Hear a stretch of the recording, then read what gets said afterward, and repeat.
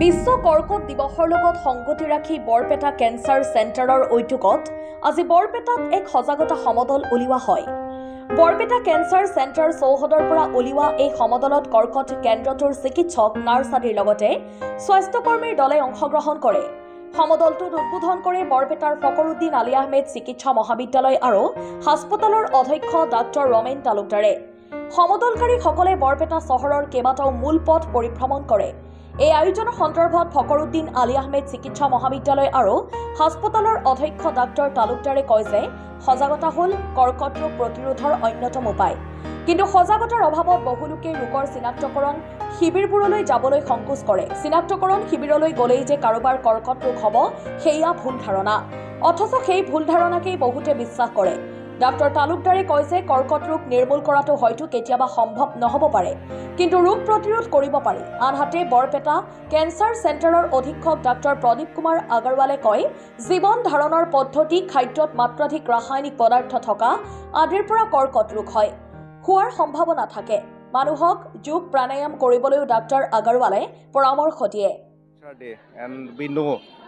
World কেঞ্চাৰৰ সংগতি ৰাখি আজি বৰপেটা কেঞ্চাৰ চেণ্টাৰৰ চুপাইনকে ধৰি তেখেতসকলৰ কৰ্মকৰ্তাই আজি যিটো ৰেলী আয়োজন কৰিছে সজাগতা বৃদ্ধিৰ কাৰণে, সেইটো সঁচাকৈ প্ৰশংসনীয়।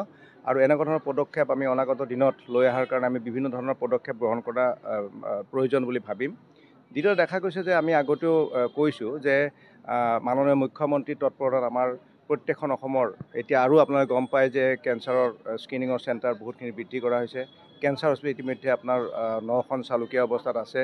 গতিকে এই সজাগতা বৃদ্ধিৰ কাৰণে এতিয়াও প্ৰয়োজন। বহু সময়ত দেখা যায় যে যিবিলাক কেঞ্চাৰ স্ক্ৰিনিঙৰ কাৰণে কেম্প আয়োজন কৰা হয়, বহুত মানুহে তাত যোগদান নকৰে। গতিকে মই আপোনালোকৰ যোগেদি আজি এই বিশ্ব কৰ্কট ৰোগ দিৱসত মই এটা এপিল দিব বিচাৰিম যে আপোনালোকে এপিল দিয়ক যে প্ৰত্যেকজন মানুহে এই কৰ্কটৰ চিনাক্তকৰণ শিবিৰবিলাকত যোগদান কৰক। এই ইমানখিনি চিকিৎসা সুবিধা থকাৰ পিছত আমাৰ মানুহখিনিয়ে এই চিকিৎসা সেৱা গ্ৰহণ কৰি পেলাই যদি আদিতে ধৰা যায় তেতিয়াহ'লে কেঞ্চাৰ কিউৰেবল। এনেকুৱা নহয় যে কেঞ্চাৰ কৰ্কটক নিৰ্মূল কৰিব পৰা নাযায়, কিন্তু কেঞ্চাৰক আপোনাৰ ঠিক কৰিব পৰা যায় কিন্তু আদিতে যদি ধৰিলে। কিন্তু যদি খুব এডভান্স ষ্টেজত গুচি যায়, ধৰক এজন মানুহৰ গলত হৈছে, গলত হোৱাৰ পিছত বিভিন্ন শৰীৰৰ বিভিন্ন ঠাইলৈ বিয়পিছে, তেতিয়া এইটো মানে ঠিক কৰাত অসুবিধা হয়। গতিকে আজি এই ৰেলীটো আপোনালোকেও এই বাৰ্তা সমাজলৈ প্ৰেৰণ কৰক যে কৰ্কট ৰোগৰ চিনাক্তকৰণ শিবিৰত মানুহে যোগদান কৰি ইয়াৰ সুবিধাখিনি গ্ৰহণ কৰক। কেঞ্চাৰ চেণ্টাৰ বিভিন্ন ঠাইত হৈছে আৰু আমাৰ বৰপেটা কেঞ্চাৰ চেণ্টাৰত অত্যাধুনিক যন্ত্ৰ পাতি আছে, আপোনালোকে দেখিছে। গতিকে ৰাইজে বহুত উপকৃত হৈ আছে। গতিকে এইখিনিয়ে ক'লোঁ আৰু আমাৰ এতিয়া ৰেলীটো আৰম্ভ হ'ব বুলি ঘোষণা কৰিলোঁ। আমি এটা ৰেলী অৰ্গেনাইজ কৰিছোঁ। এইটো ৰেলী আমাৰ Assam cancer care foundation Barpeta cancer চেণ্টাৰৰ আমাৰ গোটেই team including myself, my consultant and whole team, আমি গোটেইকেইটা ইয়াৰ পৰা ৰেলী ওলাম। ৰেলীৰ মেইন উদ্দেশ্য হ'ল কি আমি কেঞ্চাৰ যিটো আছে তাৰ এটা এৱেৰনেছ আমি কৰিম। এৱেৰনেছত ছ'চাইটিত মাছেছত তাত এটা মেছেজ যায় কি কেঞ্চাৰৰ আৰ্লি চাইন্স এণ্ড চিমটমছ কি আছে। হয়তো এইটো আপোনাৰ অৰেল কেঞ্চাৰ হওক বা ব্ৰেষ্ট কেঞ্চাৰ হওক বা ভেজাইনেল কেঞ্চাৰ হওক বা তাৰ চিষ্টেমিক এনি আদাৰ কেঞ্চাৰ, সেইটোত আমি চাইন্স এণ্ড চিমটমৰ এৱেৰনেছ কৰি পিনি তাত আমি ইনিচিয়েল ইনভেষ্টিগেশ্যন যিটো কৰা হয় সেইটো ডেফিনেটলি আমি তেওঁলোকক মটিভেট কৰিম কি ইয়াত আহি পিনি ইনিচিয়েল ইনভেষ্টিগেশ্যন কৰাই আগে এনেকুৱা কিবা এটা চিমটম পোৱা যায়।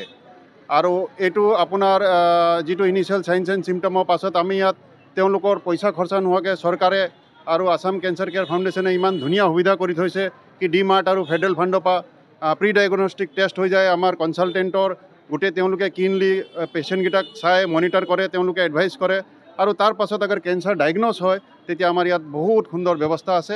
সেই ব্যৱস্থা মতে আমাৰ গোটেই টিম কনচালটেণ্ট এণ্ড আমাৰ ডক্টৰছ, আমাৰ গোটেই নাৰ্ছিং অফিচাৰ আৰু গোটেই টিম তেওঁলোকে একদম চেল্ফলেছলি ছাৰ্ভিচ দিয়ে।